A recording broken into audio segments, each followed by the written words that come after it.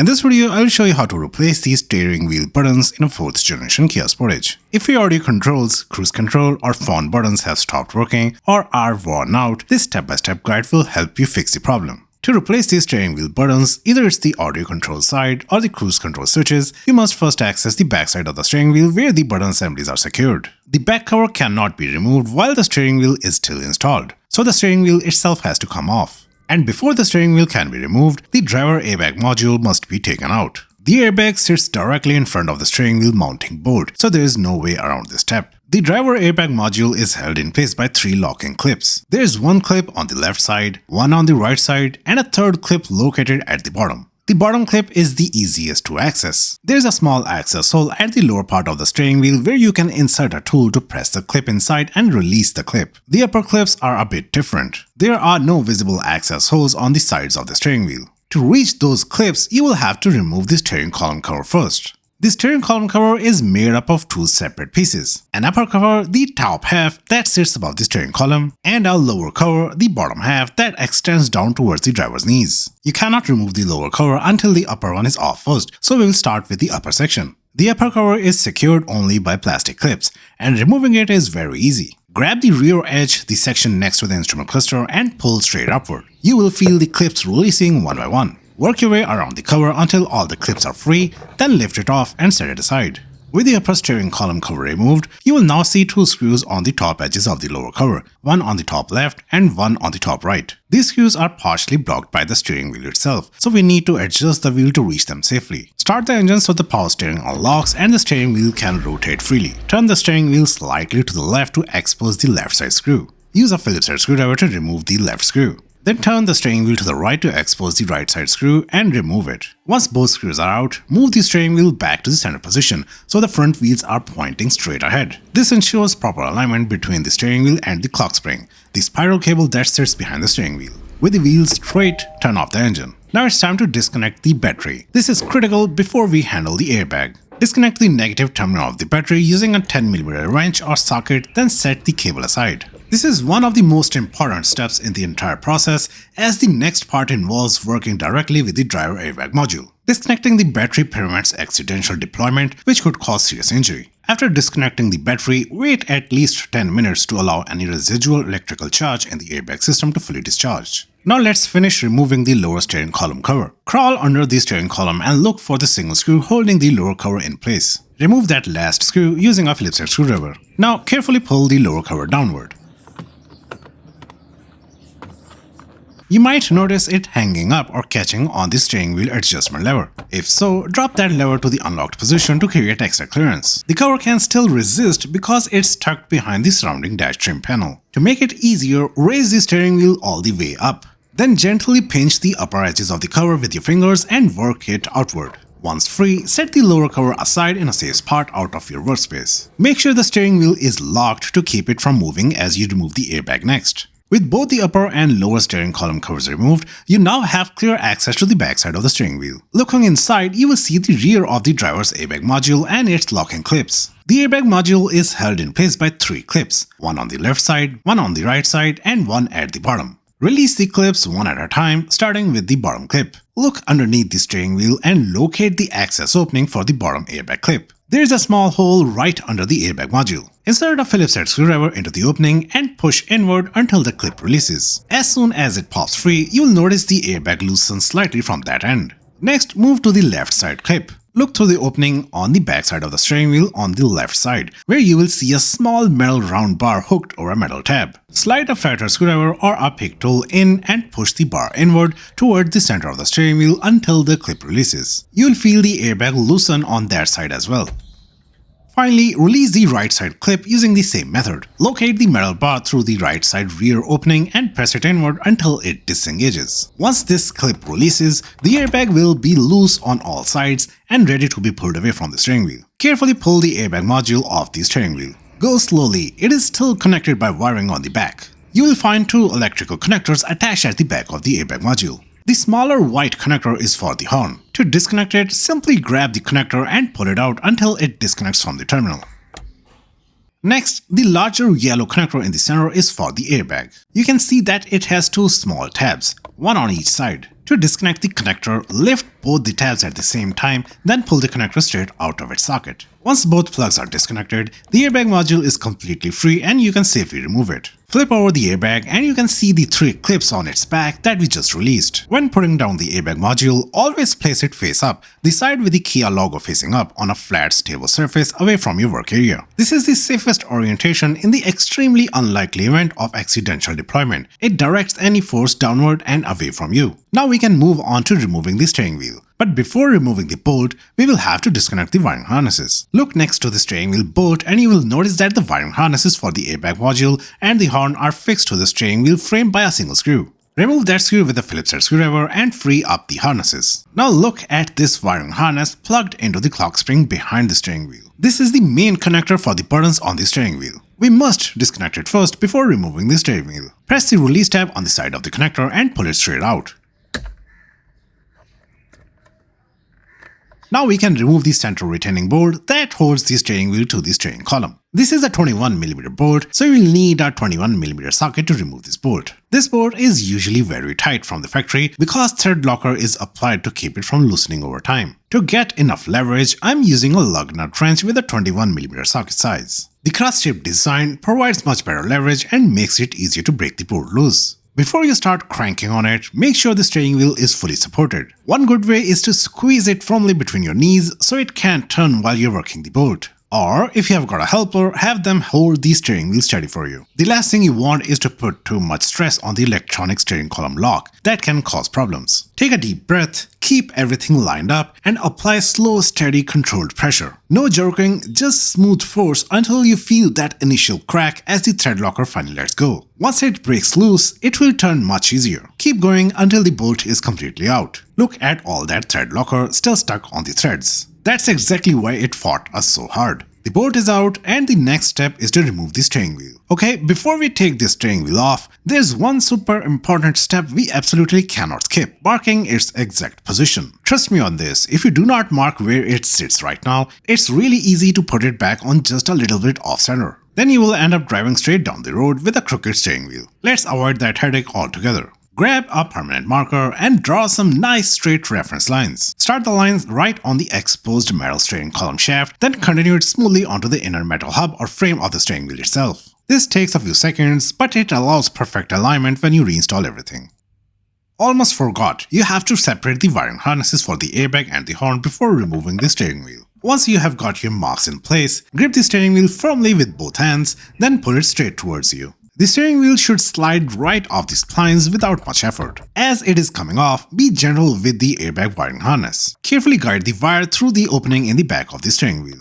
The steering wheel is finally off the column, and now we are going to disassemble the steering wheel itself to reach those buttons properly. Looking inside the steering wheel, you will see 2 screws secured in the lower trim section. Use a Phillips head screwdriver to remove these 2 screws. Next, place the steering wheel upside down so you can access the rear cover. On the back side, you will find 6 Phillips head screws holding the cover in place. Remove all 6 screws.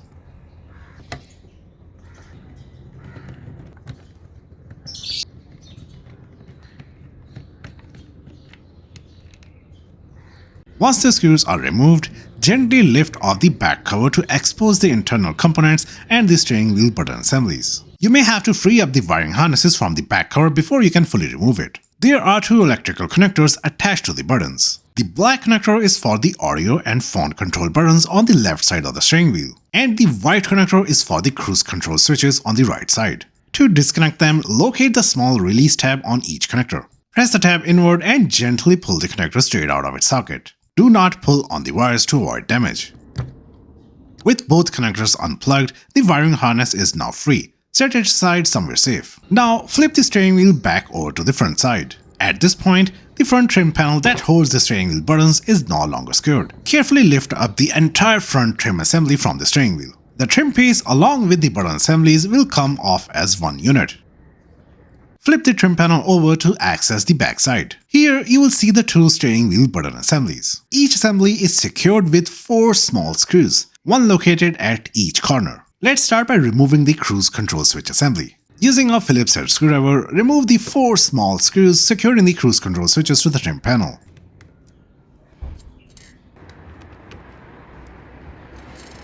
Once the screws are removed, carefully lift the switch assembly straight off the housing. It should come out easily without any force. Here is a close-up of the cruise control switches assembly.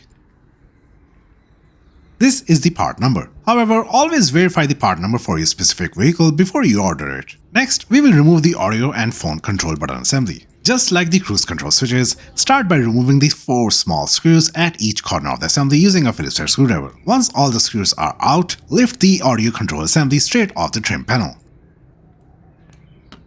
Here is a close-up of the audio buttons assembly.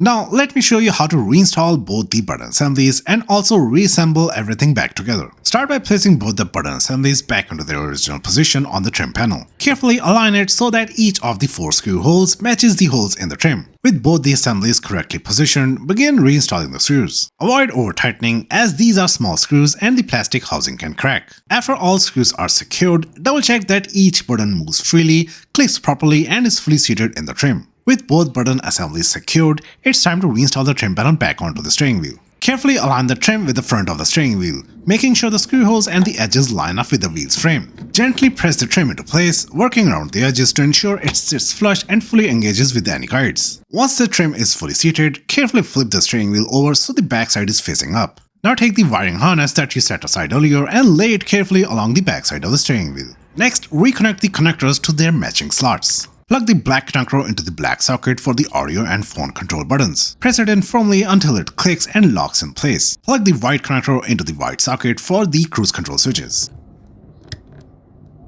Double check that both connectors are fully seated and that the harness is neatly positioned with no twists or pinches. Next, take the steering wheel back cover and carefully route the wiring harness through the hooks in the cover. Make sure the harness follows its original path and is not pinched or twisted as it passes through. Once the wiring is properly routed, align the cover with the back of the steering wheel and press it in until it is fully seated. With the back cover properly positioned, reinstall all 6 screws on the back of the steering wheel. Make sure the back cover sits flush and there are no loose points. Now flip the steering wheel back over to the front side. Reinstall the 2 screws that secure the lower trim at the front of the steering wheel. Before moving on, double check that everything is sitting flush. Look around the edges of the trim and button assemblies to make sure there are no gaps, misaligned sections, or raised areas. Ensuring everything is properly seated now will prevent issues once the steering wheel is reinstalled. Now it's time to put the steering wheel back onto the steering column shaft. But before you do that, you will have to make sure the clock spring behind the steering wheel is in neutral position. The clock spring is a coiled ribbon cable inside a plastic housing behind the steering wheel. It lets power and signals reach your airbag, horn, cruise control and those buttons we just replaced, even as the wheel turns left and right. If it's off center when you reinstall the wheel, the cable can get over twisted and tear inside when you turn the steering wheel fully one way or the other. Lucky for us, on this model, there's an easy built-in visual check to confirm if it's center. Look at the clock spring housing around the 10 o'clock area. You will see this small transparent inspection window. This little window is called the neutral check window.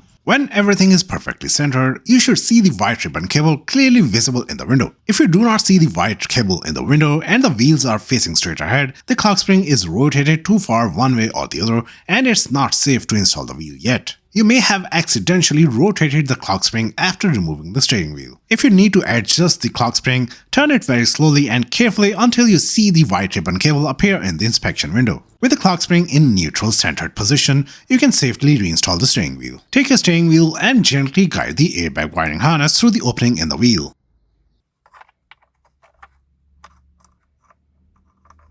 Next, position the steering wheel over the steering shaft and align it with the marks you made earlier to ensure it sits in the correct orientation. Also, pay close attention to the 2 plastic locating dowel pins on the front of the clock spring. These pins fit into matching holes on the back of the steering wheel. You may have to slightly rotate the clock spring so the pins line up with the holes. Once aligned, slide the steering wheel straight onto the shaft until it is fully seated. Double check that your reference marks on the shaft and the wheel frame are perfectly lined up. If they are even slightly off, remove the wheel and reposition it. Taking a moment to get this exact alignment now prevents a crooked steering wheel once everything is fully assembled. Okay, now it's time to get that central retaining bolt back in. First, pick up the bolt and thread it in by hand. Just finger tighten it a few turns to start. This lets you feel if it's going straight and not cross-threading on the shaft. It's a good idea to add a small drop of medium-strength stud locker to the bolt. It helps keep the bolt from backing out over time with all that vibration. Once you have threaded the bolt in by hand, use a 21mm socket to tighten the bolt until it is fully seated. Once the bolt is fully seated, we must torque it down to the correct specification using our torque wrench. The recommended tightening torque for the standard bolt is between 44.1 and 49 Nm, which is about 32.5 to 36.2 pound-feet of torque.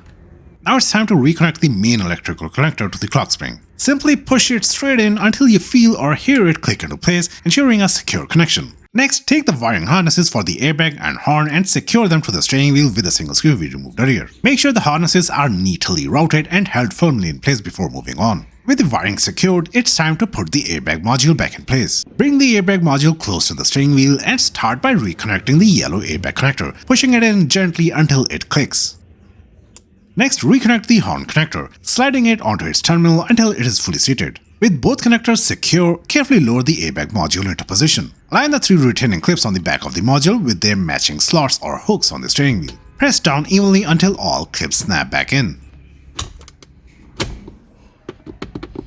Finally, reinstall the steering column covers. First, grab the lower steering column cover and carefully slide it back into place. Once it's seated, reach under the column and reinstall that bottom screw to lock it down. Next, head to the battery and reconnect the negative terminal. Then start the engine. With the engine running, turn the steering wheel slightly to the left and reinstall the left screw for the lower cover. Then turn the wheel to the right and reinstall the right screw. With the lower cover fully secured, time to reinstall the upper cover. Line up the plastic clips with their slots, then press evenly across the top until you hear all the clips snap into place. Everything is back together. Give it a final visual check to make sure nothing looks loose or out of place. Finally, take your vehicle for a test drive. While going straight, confirm the steering wheel is perfectly centered and not crooked, and that it turns smoothly in both directions. Also, make sure all the buttons or switches on the steering wheel are working properly. If you found this video helpful, give it a like and subscribe to WheelsJoint for more DIY automotive repair videos. Thanks for watching.